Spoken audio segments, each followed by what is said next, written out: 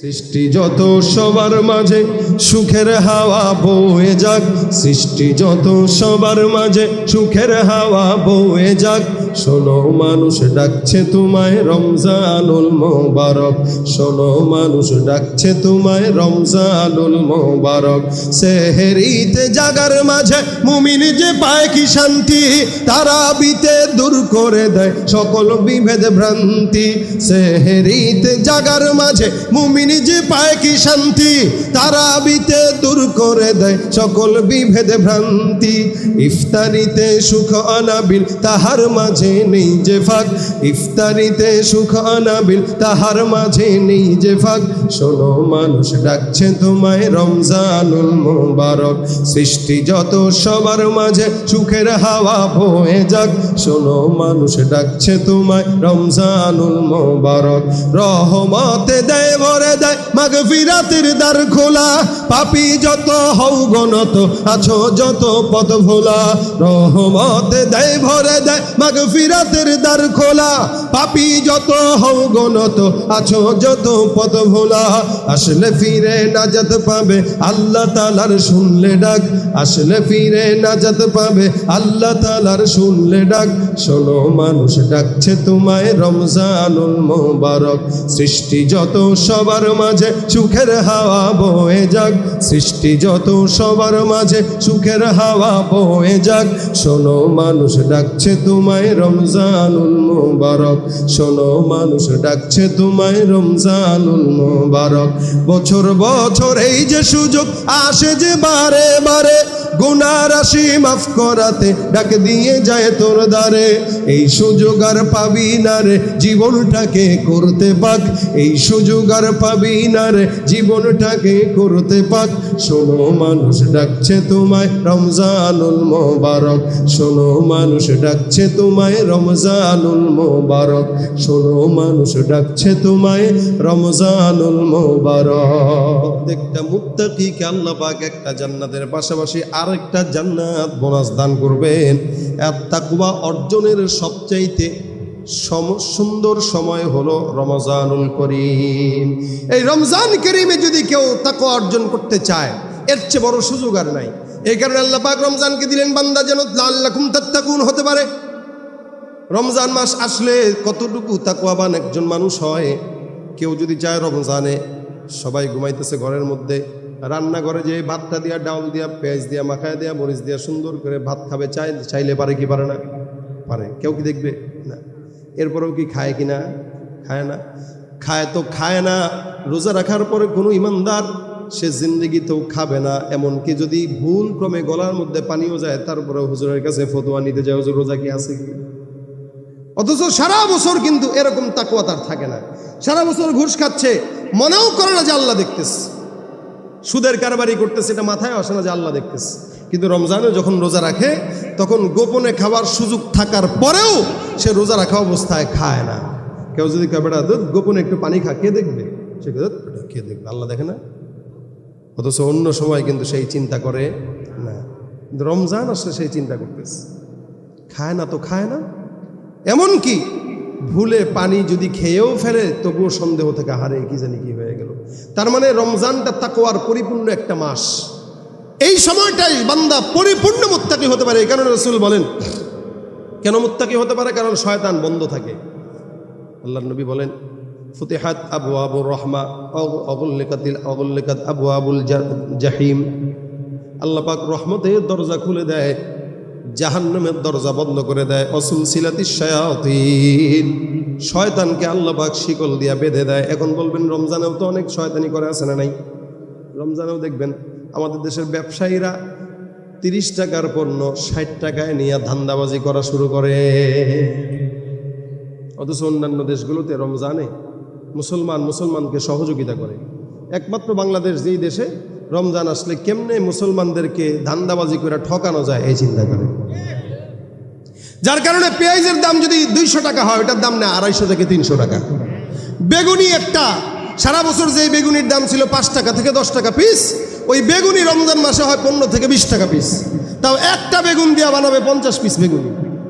ভিতরে কিচ্ছু নাই, উপরে খালি বেসন আর বেসন, ভিতরে সোলখা, নাম দিছে বেগুনি। বাস আলুর চপ, আলু খুঁজা পাওয়া যায় না, খালি বেসন পাওয়া যায়। পেঁয়াজ নাই, খালি বুট। এই ধান্দাবাজি করে জনগণের ঠকায়। এ মনে করে রমজানটা হলো ধান্দার মাস। এই যে শয়তানিটা করলো, ও কেমনে করলো? বলে সারা বছর শয়তানি এমন জমা হইছে, মনে করেন চুলায় আগুন আছে, আগুনের ভিতরে কড়াই আছে, কড়াইটা নামার সাথে সাথেই তো ঠান্ডা হয় না, সময় লাগে। এই শয়তানরে এমন পরিমাণে ধোকা দিছে শয়তান যে গরমটা কমতে মোটামুটি 1 মাস চলে যায়। তার মানে সারা বছরই সে নাফরমান। আর রাসূল বলেন, কেউ যদি রমজান পাওয়ার পরেও তাকওয়াবান হতে না পারলো, গুনাহ মাফ না করাইতে পারলো, জিবরিল ফেরেশতা বদদুয়া করেছেন, নবী করিম আমিন বলেছেন, আল্লাহ পাক তাকে জাহান্নাম ছাড়া অন্য কোনো কিছু দিবে না। ওর লানত, নবী করিম সাল্লাল্লাহু আলাইহি ওয়াসাল্লাম বলেন আমিন, জিবরিল বলেন ওর উপরে লানত, নবী বলেন আমিন। তার মানে নবী যদি আমিন বলে আর জিবরিল যদি দোয়া করে, দোয়াটা কি ছোট না বড়? তার মানে বুঝেন। এই জন্য ইমানের 3 নম্বর শর্ত আমল বিল আরকান, অর্থাৎ আল্লাহ পাক রব্বুল আলামিন যা আদেশ করলেন এগুলো পুঙ্খানু মানা। 3টা জিনিস যদি কারো মধ্যে পাওয়া যায়, ওই বান্দাটাই হলো আসলি ইমানদার। এই ইমানদারকে আল্লাহ পাক বলে আসলি ইমানদার তো হয়ে গেলা। এখন তো এমনও হতে পারে কখনো কখনো ঢিল দিয়া শয়তান তোমাকে ধোঁকা দিতে পারে, যেন ধোঁকা দিতে না পারে এই কারণে বান্দা ইত্তাকুল্লাহ, আল্লাহর ভয় অন্তরে ঢুকাও। এই আল্লাহর ভয়ের জন্য আল্লাহ পাক বান্দাকে 11 মাস পরে রমজানুল মুবারকটা দান করেন, বলেন সুবহানাল্লাহ। এই আল্লাহ পাক আমাদেরকে রমজান দিলেন, কেন দিলেন? লাআল্লাকুম তাত্তাকুন, যাতে করে বান্দা মুত্তাকি হয়। মুত্তাকি হওয়ার জন্য আল্লাহ পাক পূর্ববর্তী নবীদের উম্মতদেরকেও রোজা ফরজ করেছিলেন। আল্লাহ পাক মিন ক্বাবলিকুম বলে পূর্ববর্তী সমস্ত শরীয়তের মধ্যে রোজাটাকে ফরজ করলেন, এই কথা বুঝাইলেন। তার মানে আপনার আমার জন্য আল্লাহ পাক রব্বুল আলামিন একাই রোজাকে ফরজ করে নাই, সমস্ত নবীদের জন্য আল্লাহ পাক রোজাকে ফরজ করছে, উম্মতদের জন্য রোজাকে ফরজ করছে। কেন? যাতে করে বান্দা মুত্তাকি হতে পারে। এই মুত্তাকির সবকটা এখনের নয়, জমিন শুরু হওয়ার থেকেই এই মুত্তাকির সবক দিয়েছেন কে?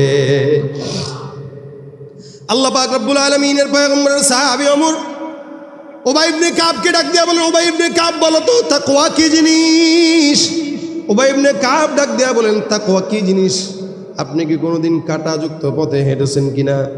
হযরত ওমর বলেন, হ্যাঁ। কেমনে হাঁটছেন? বলে নিজের পাওকে বাঁচানোর জন্য। উবাই ইবনে কাব বলেন, এটার নাম হলো তাকওয়া। কোনো বান্দা গুনাহ থেকে নিজেকে বাঁচানোর জন্য হারাম থেকে বেঁচে বেঁচে চলা, এটার নাম হলো তাকওয়া, মানে আল্লাহর ভয়। এই ভয়ের সবক আল্লাহ পাক রব্বুল আলামিন দিলেন। আল্লাহ পাক আদেশ করে দিলেন, ওকুনু মা সাদিকিন, সাদিকিনদের সঙ্গে থাকো, সত্যবাদীদের সঙ্গে থাকো, তাকওয়া অর্জন করা যায়। বাজারের দোকানে যদি আসে, আতরের দোকানে গেলে যেরকম ভাবে আতর কেনাও লাগে না, অটোমেটিক হাতের মধ্যে আতরের ঘ্রাণ চলে আসে, ঠিক তেমনি ভাবে ইমানদার বান্দা, মুত্তাকি বান্দার সঙ্গে যদি কেউ চলে, ওর থেকে তাকওয়া শিখা লাগে না, অটোমেটিক তাকওয়া অন্তরে ঢুকে যায়। সুবহানাল্লাহ। মুজাদ্দিদ আল-ফিসানি রাহমাতুল্লাহি আলাইহি উনার কবর জিয়ারতের জন্য এক আল্লাহর বান্দা উনার এলাকায় গেছেন। দেখেন মুত্তাকিদের দামটা কিরকম। মুজাদ্দিদ আল-ফিসানি জামানার একজন মুজাদ্দিদ, যার পরে আর কোনো মুজাদ্দিদ নাই। এই বান্দার কবরের জিয়ারতের জন্য এক আল্লাহর বান্দা যায়। নামাজের সময় যখন ঘনায় আসলো, আল্লাহর বান্দা তাকায় দেখে মুজাদ্দিদ আল-ফিসানির কবরটা জিয়ারত করার পরে মসজিদে ঢুকলো। এই মসজিদের বাইরে কিছু বিশাল বড় মাঠের মধ্যে কিছু সন্তানরা, যুবকরা, পোলাপানরা খেলাধুলা করে। আল্লাহর বান্দা তাকায় দেখে সমস্ত যুবকরা আজানের সাথে সাথে খেলা বন্ধ করে মসজিদের মধ্যে ঢুকে যায়। ওযু করলো না। আবার দ্বিতীয় যখন আসরের নামাজ আদায় করলো, তখনও একই হালত দেখলো, একটা ছেলেও ওযু করে নাই, ওযু ছাড়াই মসজিদে ঢুকে গেছে। বেচারার মাথার মধ্যে চিন্তা, ছেলেগুলা খেলাধুলা করলো, খেলাধুলার ফাঁকে ওযু নষ্ট হয়ে যাওয়ার সম্ভাবনা আছে, কেউ তো ওযু করে খেলা করে না। কিন্তু এই বান্দাগুলা, বাচ্চাগুলা ওযু ছাড়া খেলাওয়ার মধ্যে থেকে এখানে এসে মসজিদে নামাজের জন্য ঢুকলো।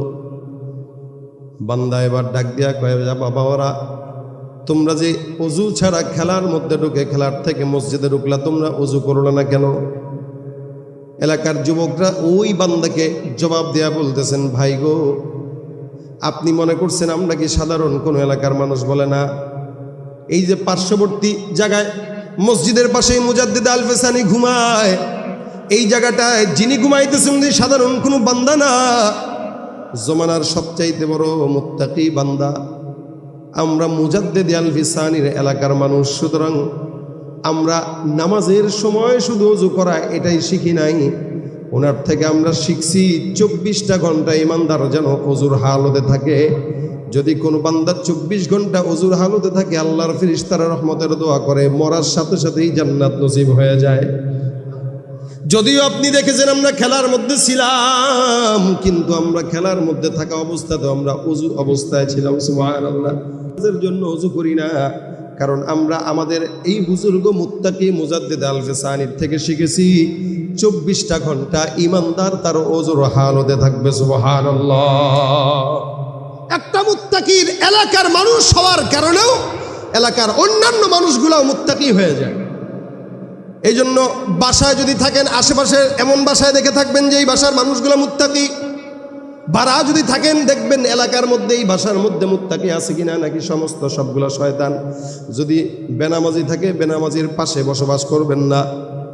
মরার আগে ওসিয়ত করে যাবেন সন্তানদেরকে যেন মুত্তাকি কোনো বান্দার পাশে আপনার কবরটা দেওয়া হয়। কেন? মুত্তাকি কোনো বান্দার পাশে যদি কবর হয়, ওই বান্দার কবরের বরকতে আল্লাহ পাক আপনার কবরের মধ্যেও আবহাওয়া জান্নাতের বাতাস ঢুকায় দিবে। সুবহানাল্লাহ। আরেকজন বুজুর্গ, সম্ভবত আনোয়ার শাহ কাশ্মীরি বা অন্য কোনো বুজুর্গর নাম এখন জেহেরে নাই, একবার ওই বুজুর্গ উনার মুরিদদেরকে বলতেছিলেন এই কথা যে, বাবা আমি যদি মারা যাই, কোনো আল্লাহওয়ালা মুত্তাকি বান্দার পাশে আমার কবরটা দিও। তো উনার মুরিদরা বলতেছে, হুজুর কেন? মুত্তাকি বান্দার পাশে যদি কবর থাকে, হয়তো তার কবরের আবহাওয়ার সাথে আমার কবরেও কিছু জান্নাতি আবহাওয়া ঢুকবে। এখন উনি বয়ানটা যখন করলেন, সামনে থেকে একজন এসকাল তুলে বলতেছে, হুজুর আমলই যদি না থাকে তো মুত্তাকির কবর পাশে কবর দেয়া লাভ কি? এই জন্যই তো হযরত ওমর আর আবু বকর রাসূলের পাশে শোয়ার জন্য পাগল। নবী করিম সাল্লাল্লাহু আলাইহি ওয়াসাল্লামের ইন্তেকালের পর আম্মা জান আয়েশার ইচ্ছা ছিল রাসূলের পাশে কবর হবে, কিন্তু আবু বকর রাসূল হযরত তার মেয়েকে বলছেন, মা তোমার কাছে আমার আবেদন, নবীর পাশে আমার কবরটা দিও। তো আম্মা জান আয়েশা এটা ছেড়ে দিয়েছেন। তো ভাবলেন এক পাশেই তো আবু বকর, আরেক পাশে আমার কবর হবে। বাবা, স্বামী, মেয়ে। কিছুদিন পরে হযরত ওমর ফারুক একদিন রাত্রেবেলা এসা আম্মা জান আয়েশাকে আবদার করে বলতেছেন, মা আপনার হাতে জোরে পায়ে ধরে বলি আমার কবরটা একটু রাসূলের রওজার পাশে দিয়েন। তা আয়েশা ডাক দিয়া বলতেছেন, এটা কি ধরনের কথা? আমি আপনার কাছে আমিরুল মুমিনিন হয়ে অনুরোধ করলাম, নবীর কবরের পাশে আমার কবরটা আপনার কাছে এতটুকু আবদার, এইটুক মাটি কি আপনি আমাকে দিবেন না? আম্মা জান আয়েশা কয়, আপনার মতো আমিরুল মুমিনিন আবেদন করতেছেন, কেমনে না করি? তা আবু বকর এক পাশে, ওমর আরেক পাশে। কেন? বলে রাসূলের রওজার কিছু আবহাওয়া যদি তাদের কবরে যায়, এটা তাদের মনের আশা। আল্লাহর বান্দা ডাক দিয়ে কয়, হুজুর আপনি যে আমল যদি না থাকে তো কবরের পাশে তাকওয়া মুত্তাকি বান্দার কবরের পাশে কবর দেওয়া ফায়দা কি? তো ওই সময় এই হযরতকে পাশ থেকে আরেকজন বাতাস করতেছিল। তো উনি বললেন, এই যে বাতাস করতেছে আমাকে, তোমরা কি এই বাতাসগুলো পাইতেছো কিনা? বলে, জি পাচ্ছি তো। দুনিয়াতে যদি একজনকে বাতাস করার কারণে আশেপাশের 10 জনের গায়েও বাতাস লাগে, তো জান্নাতে যখন আল্লাহ পাক ইমানদারের কবরে জান্নাতি হাওয়া ছড়ায় দিবে, তো তার আশেপাশের কবরগুলো তো একজনের কারণে জান্নাতি আবহাওয়া ঢুকে যাবে। আর আমাদের দেশে কবরস্থান তৈরি করা হয় বুদ্ধিজীবী কবরস্থান। সেদিন খবরে দেখলাম ওই বুদ্ধিজীবী কবরস্থানের কবরের গোড়ায় গোড়ায় কপতিরা বসে বসে প্রীতি করে আর জেনা করে। নাউজুবিল্লাহ বলে, নাউজুবিল্লাহ বলে, নাউজুবিল্লাহ। বুদ্ধিজীবী কবরস্থান, তার মানে এই জায়গায় সব নাস্তিকদের কবর, এখানে কোনো জান্নাতের আবহাওয়া থাকার সুযোগ নাই। যেখানে জান্নাতের আবহাওয়া থাকবে না, ওই কবরে তো নারী আর ছেলে যে আকাম করবে, আরো যেন কবরের ভিতরে আযাব যায়, ইচ্ছা মতো কর।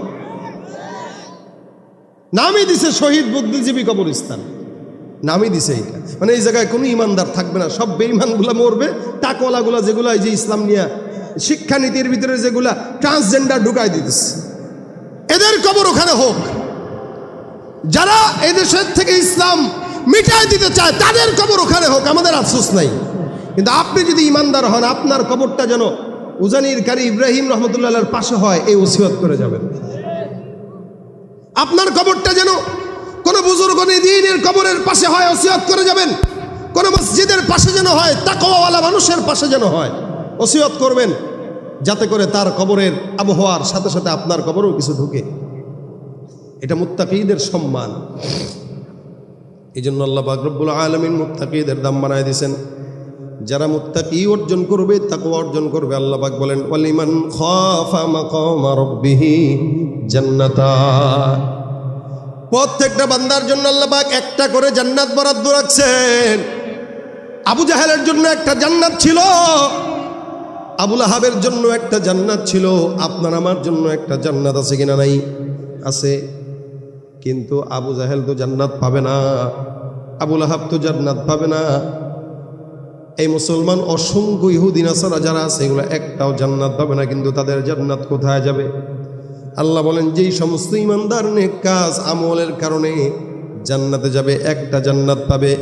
ওই সমস্ত বান্দারা যদি তাকওয়াবান হয়ে বাড়তি কোনো আমল আল্লাহর দরবারে করে, আমার আল্লাহ পাক ওই বান্দাকে রঙিন পৃথিবী নয় তো সুখের খনি, জান্নাত চাই কি চাই না? এই জন্য তাকওয়াবান হওয়া দরকার আছে কিনা? প্রত্যেকটা মুত্তাকিকে আল্লাহ পাক একটা জান্নাতের পাশাপাশি আরেকটা জান্নাত বোনাস দান করবেন। আর তাকওয়া অর্জনের সবচাইতে সুন্দর সময় হলো রমজানুল করিম। এই রমজান করিমে যদি কেউ তাকওয়া অর্জন করতে চায়, এর চেয়ে বড় সুযোগ আর নাই। এই কারণে আল্লাহ পাক রমজানকে দিলেন বান্দা যেন লাআল্লাকুম তাত্তাকুন হতে পারে। রমজান মাস আসলে কতটুকু তাকওয়াবান একজন মানুষ হয়। কেউ যদি চায় রমজানে সবাই ঘুমাইতেছে ঘরের মধ্যে, রান্নাঘরে যে ভাতটা দিয়া, ডাউল দিয়া, পেঁয়াজ দিয়া, মাখায় দিয়া, মরিচ দিয়া সুন্দর করে ভাত খাবে, চাইলে পারে কি পারে না? পারে। কেউ কি দেখবে না? এরপরেও কি খায় কিনা? খায় না। খায় তো খায় না।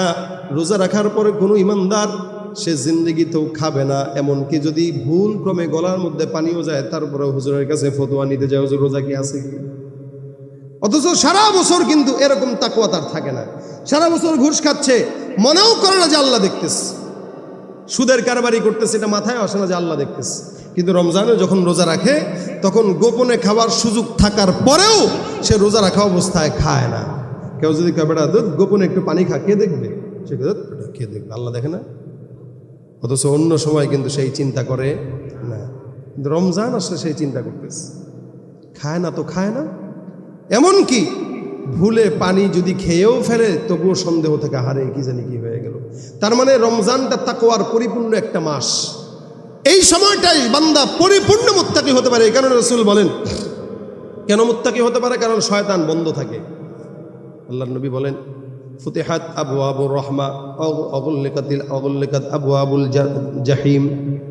আল্লাহ পাক রহমতের দরজা খুলে দেয়, জাহান্নামের দরজা বন্ধ করে দেয়। অসুলসিলাতিশ শায়াতিন, শয়তানকে আল্লাহ পাক শিকল দিয়া বেঁধে দেয়। এখন বলবেন রমজানেও তো অনেক শয়তানি করে, আছে না নাই? রমজানেও দেখবেন আমাদের দেশের ব্যবসায়ীরা 30 টাকার পণ্য 60 টাকায় নিয়ে ধান্দাবাজি করা শুরু করে। অথচ অন্যান্য দেশগুলোতে রমজানে মুসলমানকে সহযোগিতা করে। একমাত্র বাংলাদেশ যেই দেশে রমজান আসলে কেমনে মুসলমানদেরকে ধান্দাবাজি করে ঠকানো যায় এই চিন্তা করে। যার কারণে পেঁয়াজের দাম যদি 200 টাকা হয়, ওটার দাম না 250 থেকে 300 টাকা। বেগুনি একটা, সারা বছর যে বেগুনির দাম ছিল 5 টাকা থেকে 10 টাকা পিস, ওই বেগুনি রমজান মাসে হয় 15 থেকে 20 টাকা পিস। তাও একটা বেগুন দিয়া বানাবে 50 পিস বেগুনি। ভিতরে কিচ্ছু নাই, উপরে খালি বেসন আর বেসন, ভিতরে সোলকা, নাম দিছে বেগুনি বাস। আলুর চপ, আলু খুঁজা পাওয়া যায় না, খালি বেসন পাওয়া যায়। পেঁয়াজ নাই, খালি বুট। এই ধান্দাবাজি করে জনগণের ঠকায়। এ মনে করে রমজানটা হলো ধান্দার মাস। এই যে শয়তানিটা করলো, ও কেমনে করলো? বলে সারা বছর শয়তানি এমন জমা হয়েছে। মনে করেন চুলায় আগুন আছে, আগুনের ভিতরে কড়াই আছে, কড়াইটা নামার সাথে সাথেই তো ঠান্ডা হয় না, সময় লাগে। এই শয়তানরে এমন পরিমাণে ধোকা দিছে শয়তান, যে গরমটা কমতে মোটামুটি 1 মাস চলে যায়। তার মানে সারা বছরই সে নাফরমান। আর রাসূল বলেন কেউ যদি রমজান পাওয়ার পরেও তাকওয়াবান হতে না পারলো, গুনাহ মাফ না করাইতে পারলো, জিবরিল ফেরেশতা বদদোয়া করেছেন, নবী করিম আমিন বলেছেন, আল্লাহ পাক তাকে জাহান্নাম ছাড়া অন্য কোনো কিছু দিবে না। ওর লানত, নবী করিম সাল্লাল্লাহু আলাইহি ওয়াসাল্লাম বলেন আমিন, জিবরিল বলেন ওর উপরে লানত, নবী বলেন আমিন। তার মানে নবী যদি আমিন বলে আর জিবরিল যদি দোয়া করে, দোয়াটা কি ছোট না বড়? তার মানে বুঝেন, যারা গুনাহ করে, আমাদের দেশে অধিকাংশ মানুষ মাশাআল্লাহ দিলে রোজা রাখলেও, আবার একদিকে অধিকাংশ মানুষ আছে যারা রমজান আসলেও মোটামুটি অকাম কুকাম চালায় যায়। রমজান আসবে, রোজা রাখবে না, সাহারি করবে না, ইফতার করবে না, তারাবিও করবে না। অবশ্য ইফতারটা মিস দেয় না, কারণ রোজা না রাখলেও ইফতারের দিকে সবার এখলাসটা অনেক বেশি। এবং ভোজদারগুলা দেখবেন ইফতার পার্টিও করে বেশি, বিশাল বড় কনভেনশন সেন্টারে বা হলে যায় ইফতার মাহফিল করে, আনে হইল শিল্পী সমিতি, অভিনেতা সমিতিদেরকে, যেগুলো অকাম কুকাম করে এই সমাজে, এদেরকে ডাক দেয়, একটাও রোজা রাখে না, কিন্তু ইফতারের আইটেম দেখলে মাথা নষ্ট হয়ে যায়। তো এগুলোর শয়তান ধোকা দিছে সারা জিন্দেগি, এক চাবিতে স্টার্ট দিয়ে মরণ পর্যন্ত চলবে তাদের চাবি। কিন্তু আমরা যারা মোটামুটি ইমানদার আছি, আমরা তো পরিপূর্ণ ইমানদার না, মোটামুটি, আমরা চেষ্টা করব রমজানে পরিপূর্ণ তাকওয়া আমাদের অন্তরে ঢুকানোর জন্য ইনশাআল্লাহ। এই জন্য রমজানটা কীভাবে পরিচালনা করা দরকার, সর্বপ্রথম নিয়ত করব রমজানে 30টা রোজা আমরা পরিপূর্ণ রাখবো ইনশাআল্লাহ। 2 নম্বরে 5 ওয়াক্ত নামাজ বা জামাত আদায় করব ইনশাআল্লাহ। তারপরে তারাবির নামাজ কয় রাকাত পড়বেন তো ইনশাআল্লাহ। এরকম যেন না হয় 8 রাকাত পরে হুট করে দৌড় মারছেন, 12 রাকাত পরে হুট করে দৌড় মারছেন, মানে মনে হয় গ্যাস্ট্রিকের চাপ দিছে বা পাতলা পায়খানার চাপ দিছে, এমন জোরে দৌড় মারছে। 20 রাকাত পড়লে শয়তান ওরা ঠাড়াইব, এই কারণে সে 20 রাকাত পড়াটা। রমজানে যত বেশি পড়তে পারবেন, মান কামা রমাদানা ঈমানান ওয়া ইহতিসাবান গফিরা লাহু মা তাকাদ্দামা মিন যামবি। এখানে কামা দ্বারা রাতের নামাজ বুঝাইছে, এই রাতের নামাজের তারাবিও আছে, তাহাজ্জুদও আছে। যেহেতু রমজানের সঙ্গে সম্পৃক্ত তারাবি, এই জন্য এখানে রমজানটা উল্লেখ। সুতরাং 20 রাকাত তারাবি শুরু থেকে শেষ পর্যন্ত সবাই পড়বো ইনশাআল্লাহ। এবং তারাবি যেই মসজিদে ধীরে স্থিরে পড়ায় ওই মসজিদেই পড়ব। আমাদের দেশে তো তারাবি যদি একটু স্পিডে পড়ায়, বাপরে বাপ, ওই মসজিদে লোকের অভাব নাই। আর যেই মসজিদে ধীরে ধীরে, ওই মসজিদে লোক নাই। আর কয় এই হেতে হারেনি কিছু, যে আস্তে আস্তে পড়ে কে কোনো হাফেজের জাতেও পড়ে না। আর যে স্পিডে পড়ে কয় বাপরে বাপ, 1 নম্বর হাফেজ, খাইছে রে 5G গতি, মানে শুধু আলহামদুলিল্লাহ রাব্বিল আলামিন শুনে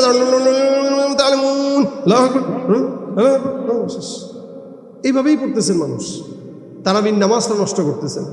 একতো যদি আপনার মন চায় সূরা তারাবি না পড়তে পারেন না, তাও মানে খতম তারাবি না পড়তে পারেন না, তাও সূরা তারাবি হলেও 20 রাকাত পড়েন, আস্তে আস্তে পড়েন, ধীরে স্থিরে পড়েন, তারাবিহের সাথে পড়েন। তারাবির নামাজের মানেই হলো শান্তিতে পড়া, রাহাতের সাথে পড়া, বিশ্রাম নিয়ে নিয়ে পড়া। ঠিক মতো তারাবির নামাজটা পড়বেন ইনশাআল্লাহ। আর রমজানে সবচেয়ে গুরুত্বপূর্ণ বিষয় এই মোবাইল। আমি নিয়ত করছি রমজানে মোবাইল থেকে দূরে থাকবো ইনশাআল্লাহ। তার মানে মোবাইল ধরবো না, বিষয়টা এমন না। কল আসবে, কল দিতে হবে, প্রয়োজন আসবে, কিন্তু রমজানে অন্তত নিজের ফেসবুক, ইউটিউব, মেসেঞ্জার, টিকটক, এই সমস্ত জিনিস যারা চালান এগুলোর থেকে দূরে থাকেন।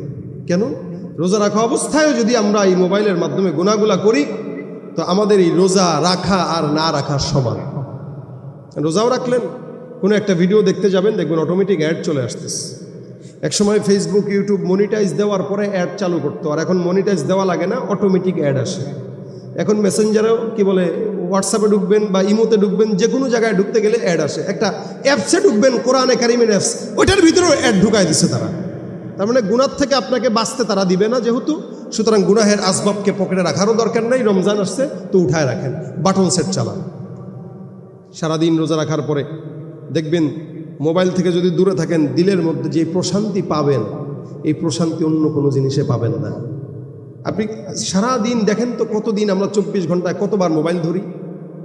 24 ঘন্টায় হিসাব করলে মোটামুটি 10-12 ঘন্টা আমাদের মোবাইলের পিছনেই থাকে। আবার অনেকের তো আরও বেশি থাকে।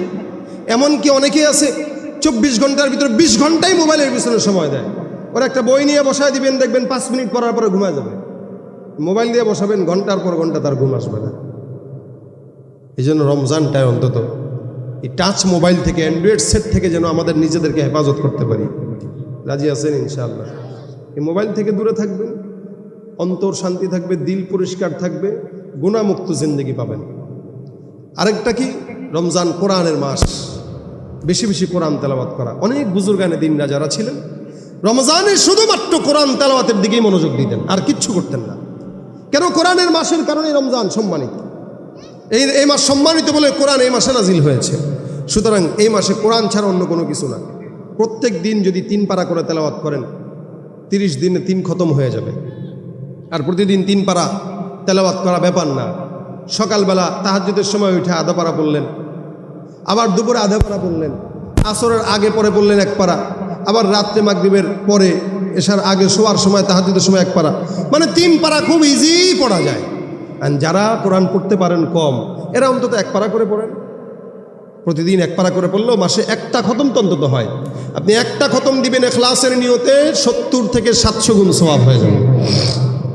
তার মানে 700টা কোরআন খতমের সওয়াব আল্লাহ পাক দান করবে। যারা কোরআন তেলাওয়াত করতে জানেন না, কোনো মসজিদ বা কোনো মাদ্রাসায় যে হুজুরদেরকে বলবেন যে হুজুর আমার একটু কোরআন তেলাওয়াত শিখান, মানা করবে নাকি? কেউ মানা করবে না। কোনো একটা আলেমের কাছে যান যে রমজানে 30 দিনে প্রত্যেক দিন 15 মিনিট 20 মিনিট করে কোরআন শরীফ শিখেন, প্রত্যেক দিন শিখেন। এই শিখার বরকতেও কোরআন আপনার জন্য সুপারিশকারী হয়ে যাবে ইনশাআল্লাহ। রমজানে কোরআন শরীফ বেশি বেশি তেলাওয়াত করা। পাশাপাশি যেহেতু রমজানে না খাওয়ার কারণে রোজাদারের মুখে একটা দুর্গন্ধ সৃষ্টি হয়, এটা মানুষের কাছে আপনার অপছন্দ হতে পারে, আমাদের কাছে অপছন্দ হয়, কিন্তু আল্লাহ পাকের কাছে এটা অপছন্দনীয় নয়। কেন? আল্লাহ পাক নিজে রোজাদারদেরকে পছন্দ করেন বলেই বলছে আস-সাওমুলি ওয়া আনা আজজি। দেখেন, আমরা দুনিয়াতে কোনো মানুষ যদি সফলতা পায় তাহলে তার প্রধানমন্ত্রীর কাছ থেকে পুরস্কার দেয়। আল্লাহ পাক বলেন কেউ যদি রোজা রাখে তো আমি নিজে আমার হাতে ওই বান্দাকে পুরস্কার ধরায় দেব। পুরস্কার যে কি দিবে এটা আল্লাহ পাক ছাড়া কেউ জানে না। আল্লাহ পাক যেমন বড়, আল্লাহর পুরস্কারও দেখব, এটা আল্লাহ পাক দিবেন। এখন রোজার মাসে যেহেতু মুখে গন্ধ আসে, টুথপেস্ট হ্যান ত্যান এগুলো দিয়ে মাজার চাইতে মেসোয়াক ব্যবহার করবেন সবাই। মেসোয়াক যদি কেউ ব্যবহার করে ইনশাআল্লাহ তার গালের ভিতর থেকে গন্ধ আসবে না। এই জন্য এখন থেকে আজকেই মাহফিলের এই বাজারে দেখবেন অনেকে হয়তো মেসোয়াক নিয়ে বসছে, মেসোয়াক কিনবেন।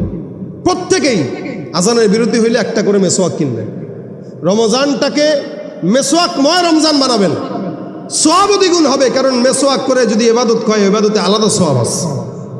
এই জন্য রমজানে প্রত্যেক নামাজের আগে পকেটে একটা রাখবেন, বাসায় একটা রাখবেন, একাধিক মেসোয়াক রাখবেন।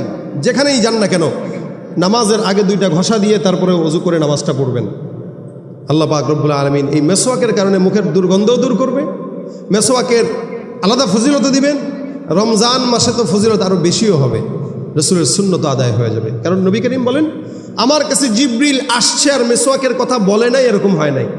লাউলা আন আশুক্কা আলা উম্মতি লাআমারতুহুম বিসওয়াক ইনদা কুল্লি সালাত। নবী করিম সাল্লাল্লাহু আলাইহি ওয়াসাল্লাম বলেন, আল্লাহর হাবিব সাল্লাল্লাহু আলাইহি ওয়াসাল্লাম বলেন আমি ভয় পেয়ে গেছি না জানি আল্লাহ পাক মেসোয়াক 5 ওয়াক্ত নামাজের উপরে ফরজ করে দেয়। তার মানে মেসোয়াকটা আমরা করবো তো ইনশাআল্লাহ রমজানে।